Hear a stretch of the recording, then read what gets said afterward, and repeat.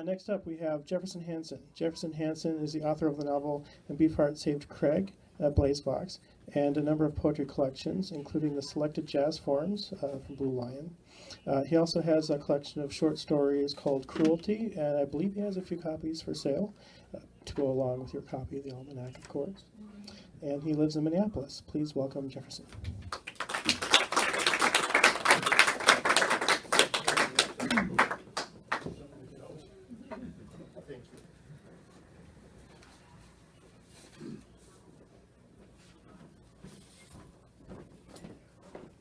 Thanks, David, for including me in this. I better turn this thing off. I forgot to do it earlier.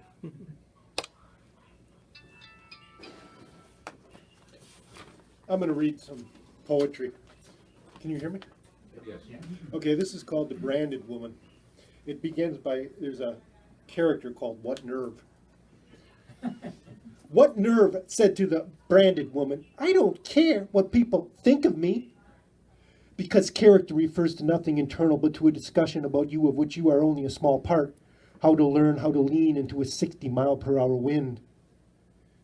Will even her kids turn against? Only rhetoric, thrilling and provocative, can save her. What happens when she looks with her 3 kids for a humble apartment? Police stare out sockets, both too deep to fathom and as obvious as the point of a knife. The morning's minions, sun-rippling lake, round clouds wondering their place, a crow cawing and calling a loose dog, sniffing her hands for sniffing her hand. None know or can know her as the branded woman. The gap between knowledge and belief so often ignored. One piece of misinformation can throw you. Time trickles and trickles, forgetting to pool anywhere, just dripping across pebbles. With the kids lumbering across a continent sticky as pitch, every step and effort, each in its own silly way, and the foreign faces stare at her simple struggles like tomorrow need not exist, picking up, up, up. She cooks potatoes, onions, in a sooty pan, handle loose, kids braying and fathomless. The sun angles its way into the kitchen window mid-afternoon this time of year. Keeps your head by partly knowing, partly wondering what lies behind each child's eyes. Each kid is here now, then there in time, and how to get each there, but future drops away when you are branded, chest flattened like dull chatting talk, the kind that branded you in the first place, and who was at the door? A word can lead most anywhere.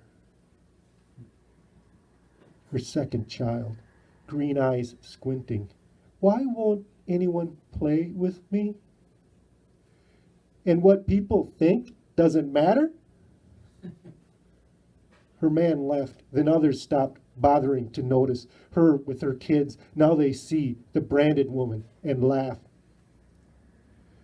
Most women are worse, smile at her with sharp incisors, torturing by making her chat, knowing she knows they despise her. In the end, the law simply becomes what some person wearing a black robe and sitting in a big leather chair behind an enormous desk decides to say it is on that particular day. Branding can never be just skin deep. Have you seen cattle bray and squirm beneath the iron? The memory of a trauma sinks to the reptilian brain and never lets go. At work, they turn the screws, obviously trying to force her out, and she sits in a quiet cubicle each day, now stuffing envelopes or answering unneeded phone calls until there is nothing left to do, and she reads, determined to better herself.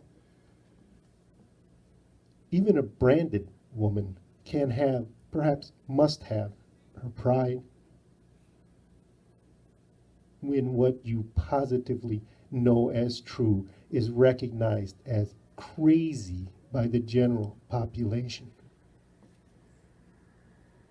She wears only lipstick now, no rouge on her pale cheeks, mascara forgotten, hair done at great clips. Some part of each of us are a branded woman, but when the whole being of a person gets stuffed into a hard wooden box, it denies us how supple we all must be. Sanity is way, way overrated. What to do when your voice, its timbre and rhythm, its own special lisp, they will not hear?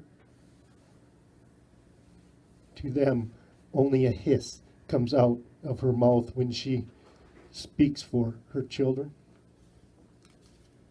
Someone else creates the branding iron used on you. Blank or angry faces from every quarter stare or glance and glance away at her and her stymied rhetoric. One thing to keep your head up when it is only you, another when your own flesh looks long. Every parent must sometimes fake around their own children or risk how to talk into the hot breath of hostility and halitosis. Leave her alone, says an isolated voice in the wilderness. Another says the same thing, but the two don't know each other. The legislators allowed all the courts to be wrapped and rigged, and the executive branch went pheasant hunting for the weekend, and the religious leaders cannot hear underneath what sounds like a weird hiss to them. When everyone seems to turn against you, there is still some consideration somewhere, if you could only convince. When everyone seems to turn, maybe you should keep talking, firm and rich in the way they hear as hissing. Some other person who once knew the hiss may come quietly. Alone is nobody. Nobody is alone forever.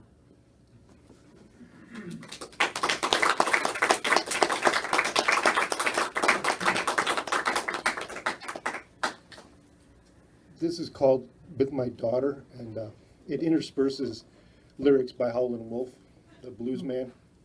Riding in the moonlight, blues man Howlin' Wolf. Traveling in car, late afternoon moon, with daughter who has severe autism. Wolf doing the howling and sliding on the car stereo, and I wondering if the transmission is going as the car heaves and lurches at every beat, only to then notice the blur that is my 19-year-old slamming to the harmonica blast against the back seat padding. Wang, wang, doodle. Snail crawls against the stupidity of moonlight. Oak leaves wonder at how jazz can possibly be as thin as they. A gust buffets and riffles my driving, and I whoop with my daughter howling at the wolf. I'll be around to see what you're putting down. Because nothing matters now but this dance I pop and pull on the gas as she rams the back seat with the ferocity of developmentally disabled glee, and tell me I'm not dancing to I'll be your backdoor man with my daughter? Another gust, and we hear of Highway 49, maybe the one Howlin' Wolf himself rode up from Mississippi to Chicago the night his mother dropped his $500 on the floor because she wouldn't accept money made singing for the devil. She makes an unearthly sound in her singular language beyond anything the wolf could conjure. Is that hawk above us looking for a disabled mouse? What matters against the edge of an afternoon for a molting garter snake? Should I get a tattoo of a guitar in the state of Mississippi? She bawls, something again outside comprehension, and I turn to see her eyes have reddened. I don't know why, I never know why, and I'll die so. A moment is the irony of the recent past. Rhythm is the ecstatic attempt to escape this irony, to see what you're putting down. Now she moans with the little red rooster, too lazy to crow for day. And this night everywhere on earth will go down as just another night of banter and bickering, of shooting and stiffing and lazing at a shocker match for us, me, my daughter, and the wolf's voice serenading from beyond the grave. It will be just another ride under the moon, just another time where rubber gripped asphalt and pushed with the friction of its own beat.